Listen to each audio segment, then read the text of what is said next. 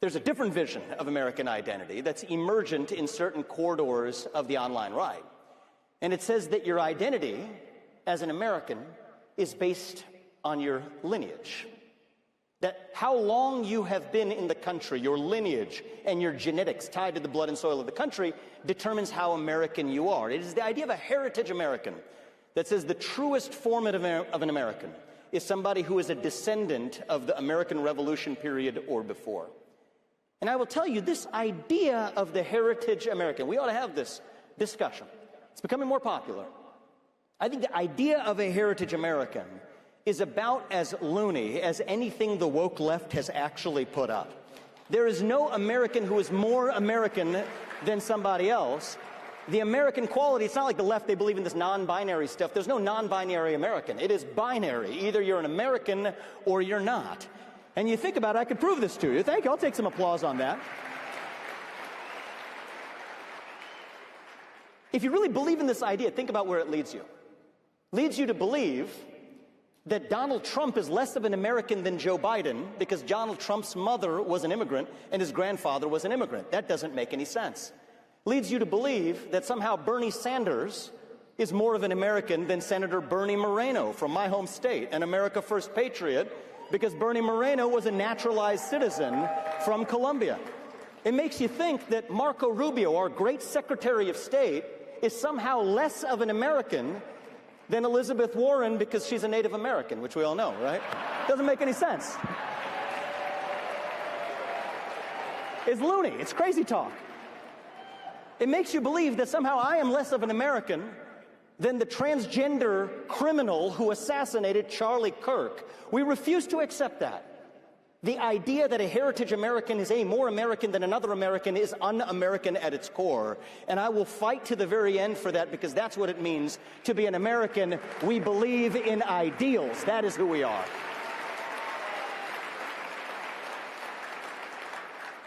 What does it mean to be an American in the year 2026? It means we believe in those ideals of 1776.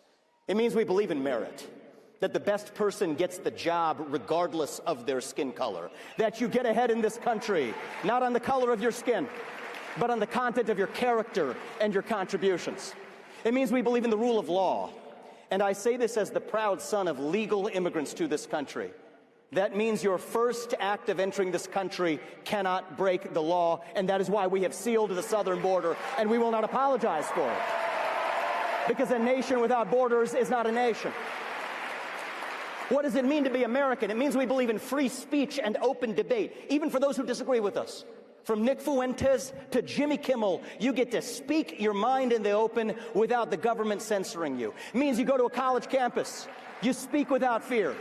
That words are not violence, that violence is violence, and violence is never an acceptable response to words. That, too, is what it means to be a citizen of this country who believes in free speech in America. It's not just our constitutional principles. It also means that we believe in the culture that was born of those principles. It means we believe in accountability, that we're brave, that we're courageous, even heroic, when called upon to do what is right for our country in our hour of need. It means that as Americans, we take risks. Sometimes we fail, but we pick ourselves up and we take those risks again. That we encounter hardship from time to time. But hardship is not the same thing as victimhood. It means we conserve those ideals that define our country. And now is a moment, a time for choosing in the future of our conservative movement. To determine with clarity who's actually on that team of conserving the ideals versus who actually is not. If you believe that boys should compete with girls in girls' sports, I'm sorry, you're not on the team. You have no place in this movement. If you believe, thank you, it's pretty obvious, but I'm going to say it anyway. If you believe in racial quotas in government hiring, you have no place in the conservative movement. Sorry, you're not on the team. You're free to believe it. It's a free country.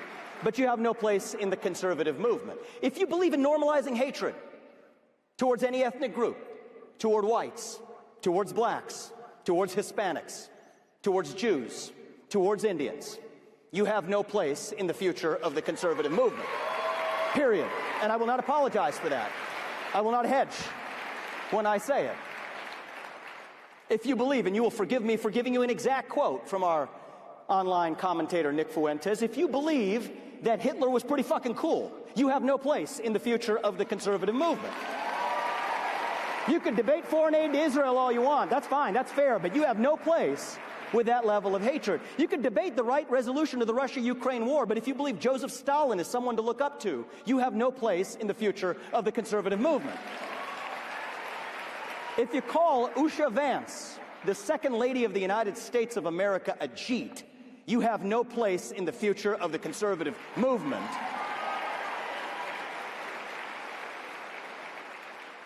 And if you can't say those things without stuttering, then you have no place as a leader at any level in the conservative movement either. Certainly not in my state of Ohio.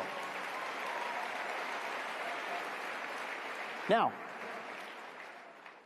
does this mean those who have espoused these views or even said these things are bad people? Right? Because it's easy to come here and denounce the woke left. That part's super easy. Coming up here and denouncing a bunch of Groypers, in the conservative movement, a little bit harder, but in the scheme of things, I could care less. Pretty easy for me. The hard part is asking the question of where we go from here. This is what our country actually requires. This is what true leadership demands. And we ask the question, are these bad people for saying these things? And I think the answer to that question, I think I'm going to tell you something that both Ben Shapiro and Tucker Carlson ought to be able to agree on. I think they will. Are these bad people? I think the answer to that question is no, because there's no such thing as an inherently bad person, actually. See, the Christian faith that Charlie espoused teaches us that every one of us, every one of you is made in the image of God. My Hindu faith teaches us that God and his divinity resides in each of us, that we're truly equal in the most moral sense. There's no such thing as an inherently bad person. There's only ever an inherently good person that exists. But sometimes, good people do and say bad things.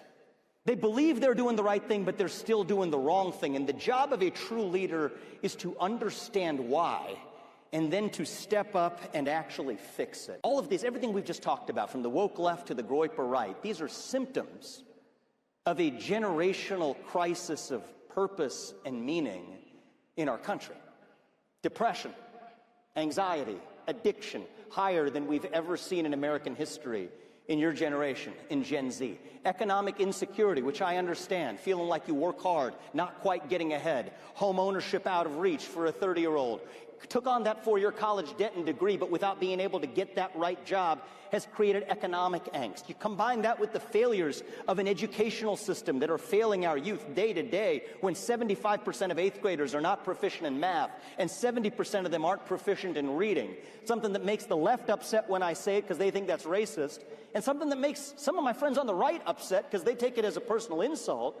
The truth is, years of woke indoctrination and victimhood psychology in our schools, we were complaining about it not because we were culture warriors alone, but because that has consequences. So we have to fix it, and it's up to us to do this now. And I mean this message as bitter medicine for everyone in my shoes, leadership in the Republican Party, myself included, to swallow. Now we can't blame the Democrats anymore. Truth is, we won the election last year. We control all three branches of the federal government. In my home state, we control all three branches of the state government. If we don't get this right now, we have nobody left to blame but ourselves. That is on us. That is the standard you hold us to. And if we fail, vote us the heck out of office. That is the fate we deserve. So that's on us now. No more just, cable news screaming about Schumer shutdowns or whatever it is, right? It bores me. It doesn't matter. It's up to us. We have a chance to lead with our own vision. Blaming the Democrats isn't enough. That's on us. But I also have an ask in closing of each of you here tonight, especially Gen Z, especially the next generation of young conservatives who I believe are actually going to save this country. Do not repeat the mistakes of the woke left. The number one mistake of the woke left, I will ask you, I will implore you not to repeat as young conservatives, is don't be a victim. The number one factor, thank you. Victimhood culture, from the left or the right, will be the ruin of this country. The number one factor, not the only factor, but the number one factor that determines whether each and every one of you achieves your goals in life is actually you. That's the truth. John F. Kennedy famously said it, and I think we should heed his words. Ask not what your country can do for you, but what you can do for your country. And the first step today is to ask, what can you actually do for yourself so you're not dependent on your government, so you're not dependent on the generation that came before you? That's not too much to ask, because we are still the greatest country known to the history of mankind. This is the greatest country planet Earth has ever known, and that American dream that defines us is real. I know it's real because I have lived that American dream. I know so many in Gen Z are skeptical of it. I know so many of you feel like you have to see it to believe it. I will ask you in closing, as Charlie Kirk taught me, sometimes you have to believe it to see it. That is what faith in our country is all about. Thank you all, guys. God bless you and your families, and may God bless our United States of America.